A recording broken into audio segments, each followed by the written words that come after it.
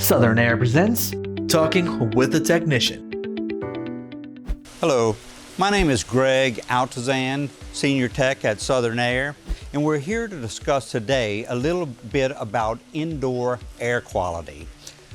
Lots of people just think that changing their filter will suffice and getting rid of all contaminants in a home, but not really. There's a lot of other things in there you want to treat, but this unit is a PREMIERone OxyQuantum UV light assembly.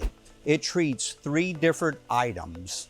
This type of machine will mount in your system. It goes in your attic or in your closet, and it mounts inside to treat that from happening. This unit has a UV light that puts out over 200 microwatts of power that will neutralize all mold, bacteria, and any other contaminants that's traveling over it. Everything the light comes in contact with will not allow that to grow. This unit mounts in the ductwork and will kill and destroy all of these things and give you much better indoor air quality. Some people have respiratory issues and they don't even know they have problems.